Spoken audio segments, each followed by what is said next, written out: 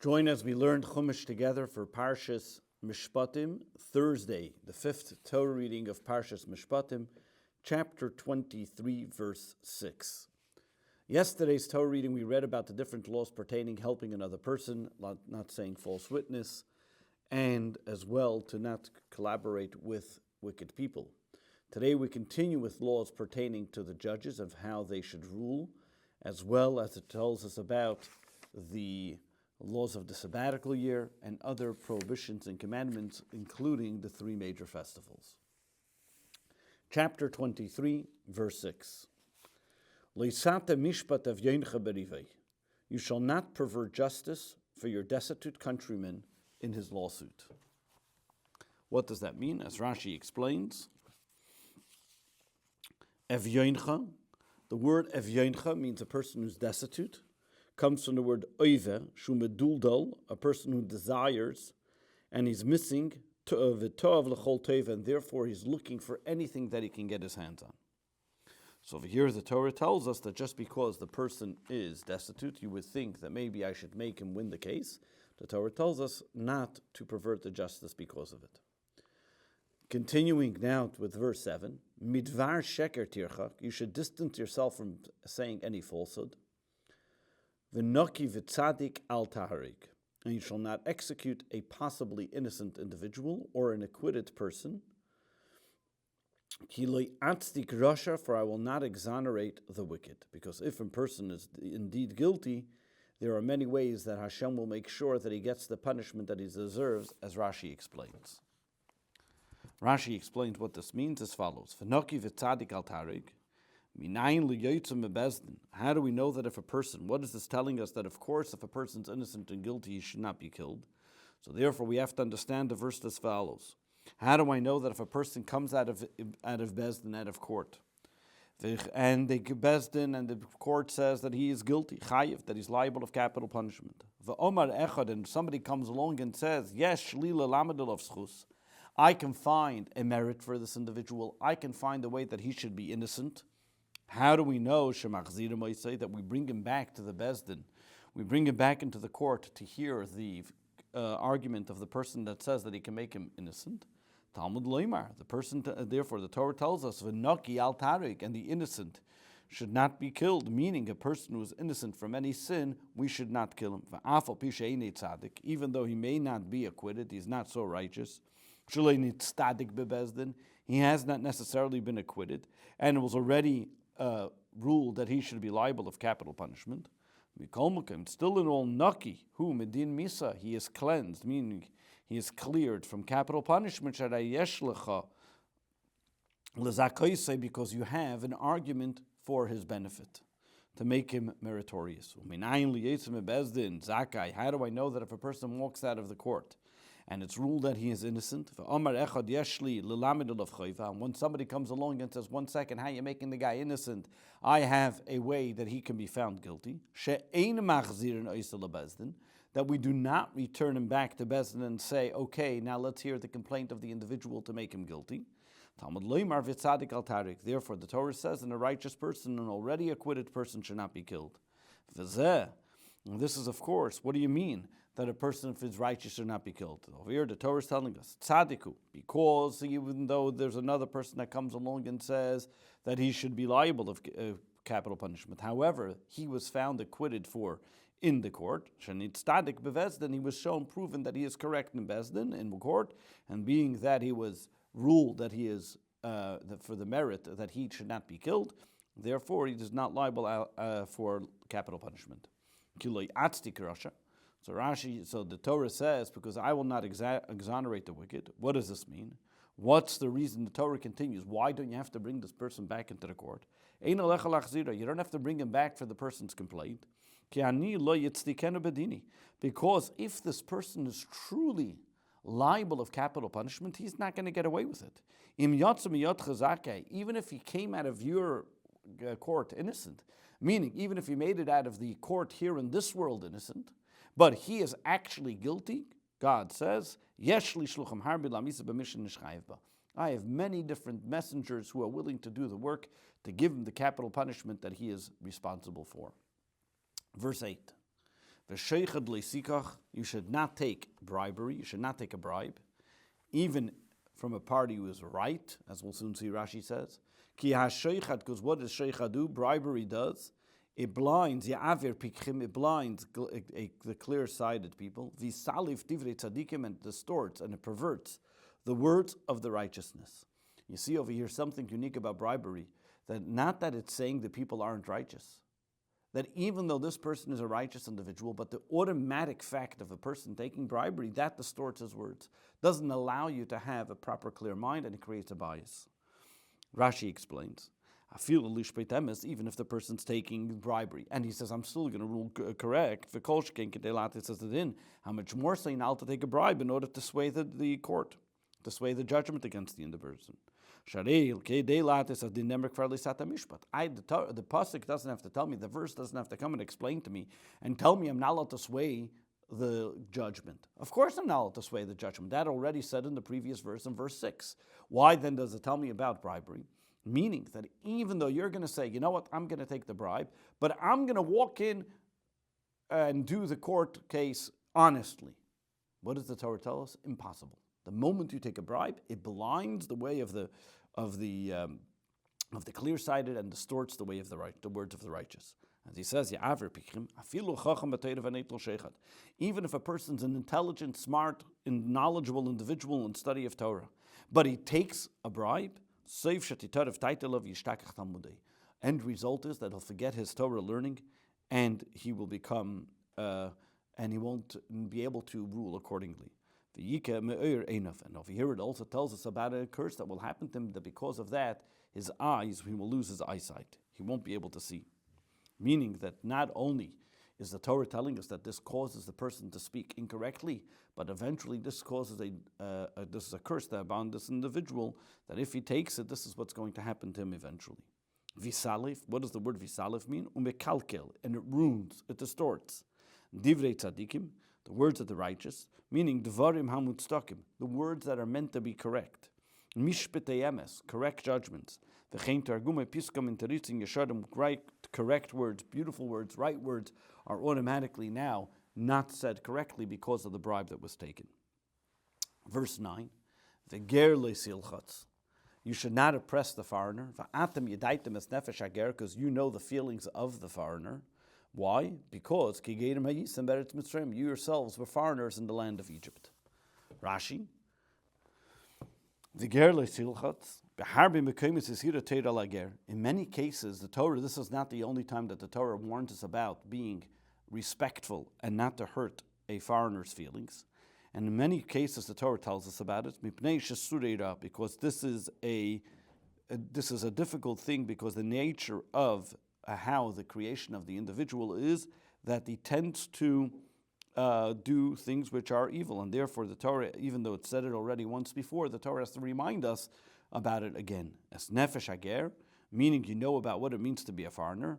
You also know what it means and how hard and how difficult it is for a person, for a foreigner, when he is oppressed, when he is made fun of, and when he is hurt.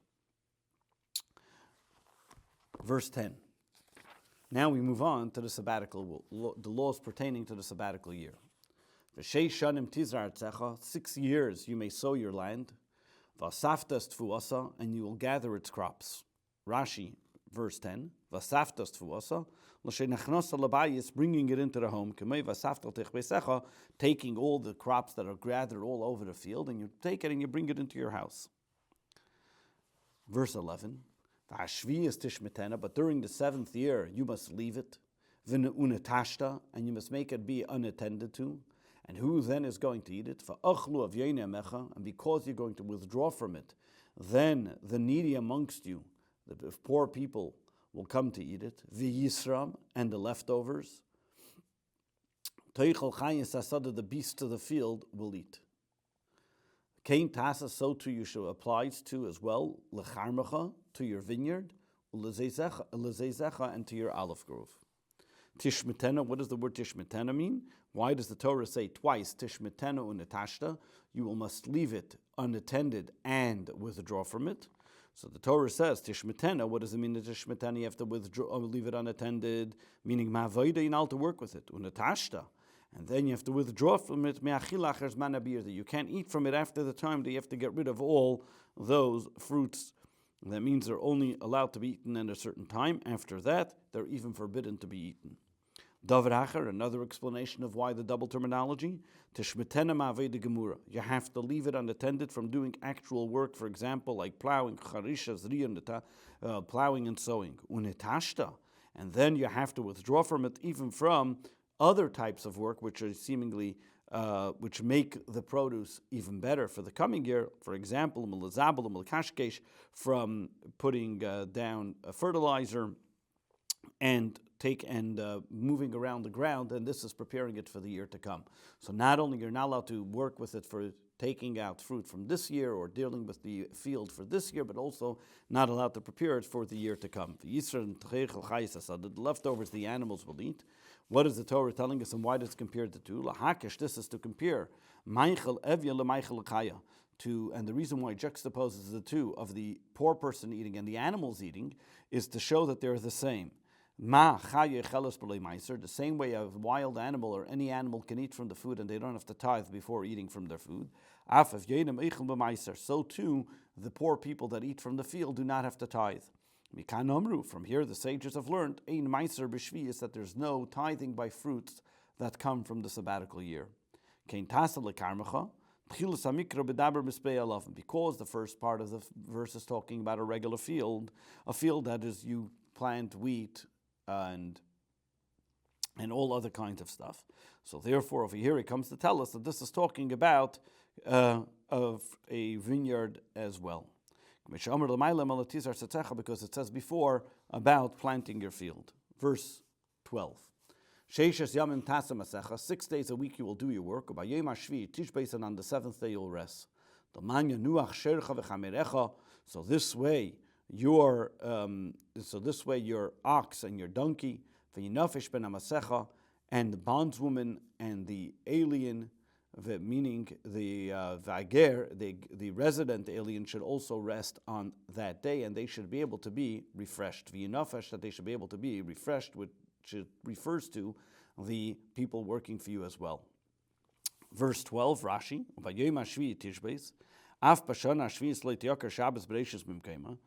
here the Torah is telling us, meaning that we're talking about now the sabbatical year, tells us that even in the year of the sabbatical year, so too you still have to observe the Shabbos. Meaning, one shouldn't say Hail v'chol hashana kriya Shabbos, being that the whole year is already considered a sabbatical year and it's considered Shabbos. Maybe I don't have to observe the Shabbos. So therefore, the Torah tells us Shabbos is observed even in the sabbatical year as well. Give him some rest, give him a relaxation. To allow the ox and the donkey that they can just take and the grass from the ground, and the person is not commanded not to feed them, but only telling them that he's not allowed to make them work. Or is this also referring to is this meaning that also you should hold them in the house and they shouldn't do anything? Amarta, therefore you could have said, pulling the animals into the house, that won't be any refreshing for the animal, that's only going to be painful for them, because since they're not going to be able to have it. Therefore the Torah uses the terminology, yanuach, that they should rest, meaning that they're allowed to have the food at the time. Ben Amasecha, who is referring to the son of your maidservant, this is talking about a non-Jewish slave. V'hager, who's the foreigner in this case, the alien, Zeger Teishav, this is an alien, meaning a resident foreigner, meaning a goy, a non-Jew, who is allowed to live in the land of Israel because he accepts upon himself the 7 Noachide laws. This is what we would call a ger Teishav. Verse 13, and you shall be vigilant in everything that I've instructed you. And you should not mention the names of other gods. They should not be heard on your mouth. You should not be saying them. Rashi, what does it mean that everything I told you should keep? Meaning that you should make sure to keep every single mitzvah, as well, not only to protect the mitzvahs, which is the negative commandments. Don't do the negative commandments, but also to be careful to observe the positive commandments. Anytime the Torah uses a terminology, you should guard, you should keep, like we find by the matzahs and so on. It's telling us about a mitzvah which is a positive commandment, and it's there instead of the negative commandment. One should not say, don't use the idolatry as a place of reference, saying, I'm going to keep this on the side of the idol, or meet me at this idol or this place, or meet me at this destination and this location where the idol is located. Another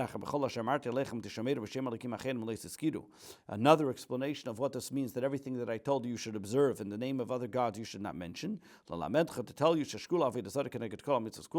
to teach you that the idolatry is as equal as all other commandments. One who is careful in making sure they don't commit idolatry, is as if he keeps all the commandments.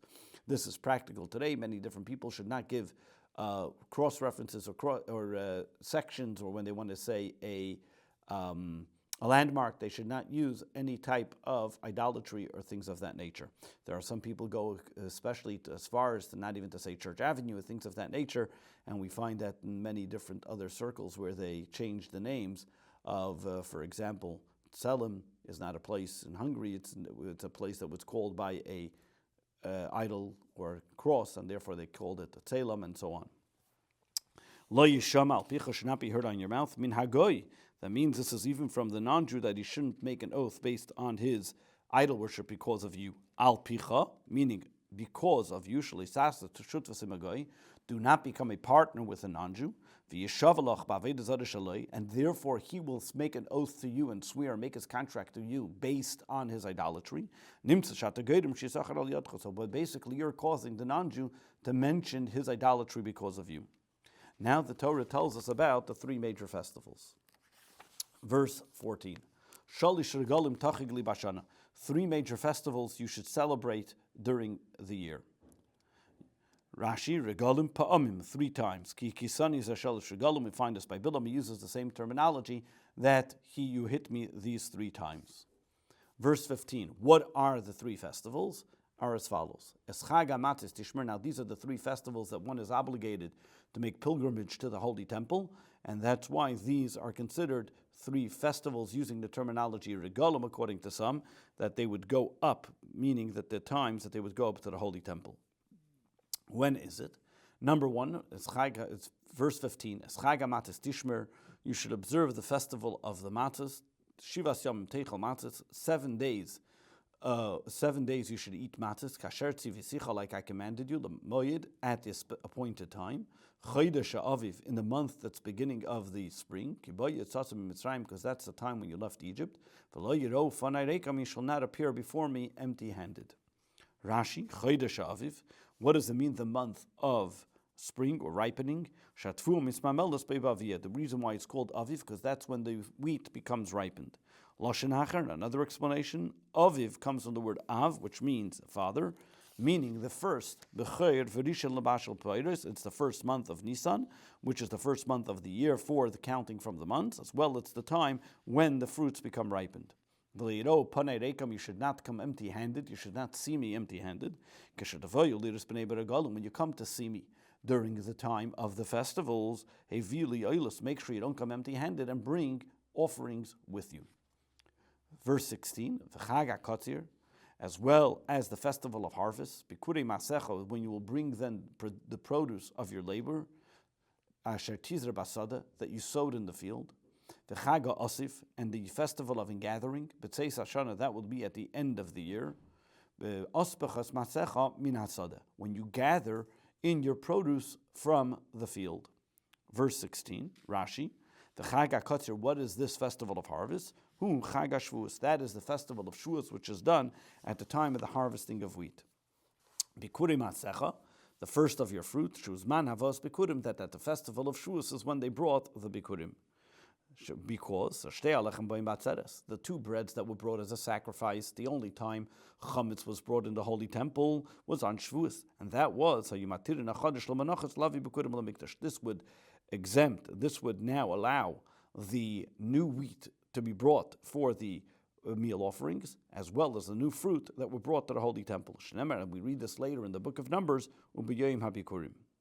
As we know, the Chadash, the new wheat, had to be only wheat that was cut from after the 16th of Nisan, the second day of Pesach. Only that wheat was allowed to be used and brought. Chag Asif, what is this festival of gathering? Who's Chag Sukkot? That is the festival of Sukkot. But Ospachas Masecha, because throughout the summer the wheat would be drying out in the fields, and then and when it came to the time of the era of the year of Sukkot, they would bring everything in because the rain was about to come, and that's when they would bring it all into the warehouses. The Torah then continues, verse 17. 3 times a year, all your menfolk should appear, all males should appear before me, God, the master of the world, meaning Al Pnei Ad Hashem, the master of the world, Hashem. Shalish Pamim, Lafia Yimedaber B'Shvi, is being that we finished talking about the sabbatical year. Hutzrach Leimer Shali Starsu Shalish Shalkalamim Kim.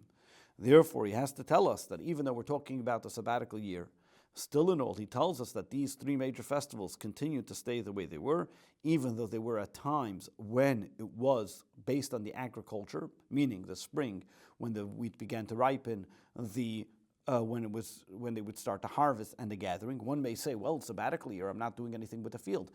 Even though you're not doing anything with the field, still that you have to come to the Holy Temple in those 3 times, make pilgrimage and bring an offering. Kol Zechurcha doesn't mean all the males, means as follows. The males amongst you have to come. Verse 18. You should not sacrifice my Passover blood sacrifice in the presence of leavened bread. And the fat portion of my festival offering may not be left over until overnight until the morning. Over here, the Torah is telling us two prohibitions. Prohibition number 1, which is on the 14th day, that means on the eve of Pesach, from midday. We know we're not allowed to have chametz anymore. We already do beforehand that we get rid of it, so we should, by midday, one's not allowed to have chametz. From this verse, that tells us that when you bring the Paschal offering, the chametz should already be gotten rid of. Outside the altar, ad baker, until the morning. Meaning, I would have thought that even if it's already on the altar, it should become it should not be used if it would stay overnight. Therefore, we have another verse that we learned later on in the book of Leviticus that if it's on the altar and it's burning, then it's fine. We're talking about that if it's not on the altar and you have your fats at your home and you haven't yet brought it to the altar and it stayed overnight, that's a prohibition. What does it mean overnight? When does it considered unfit, or when do you transgress the obligation of making sure there's nothing left over, is only once it hits dawn. Shenemar, because it says, ad baker, until the morning. But you have a whole night to take it off the floor and bring it to the altar and make sure it gets burnt appropriately. Verse 19. You shall bring the first ripened fruit of your land to the house of Hashem. You shall not eat a young animal cooked in its mother's milk. Rashi 19. Even in the sabbatical year, you have to bring the first fruit. Therefore, he tells it to here, Avkan. The first of your fruit. Ketzad, how does a person bring the first of his fruit? How does he know which one came first? So Rashi explains what they would do. A person would go into his field as they start to sprout. And he sees a fig that it starts coming out. So he puts like a rubber band around it. He ties a string around it. L'simin, that he knows that this is the first one, and makes it and sanctifies it. The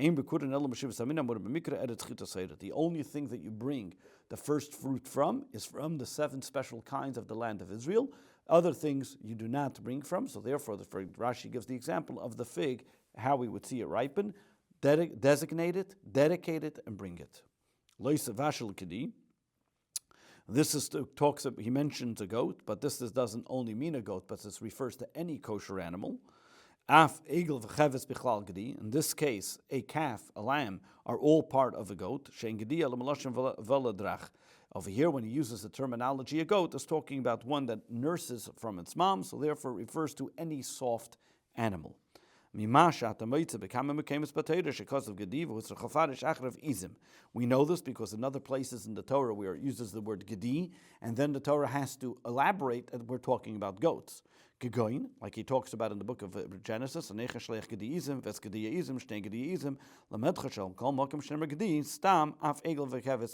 very fact that in those three places that we just mentioned, when it says the word Gedi, which usually means a kid or a goat, therefore it also adds on to say the goats, meaning any other place where it just says Gedi plain, it means also a calf or a lamb.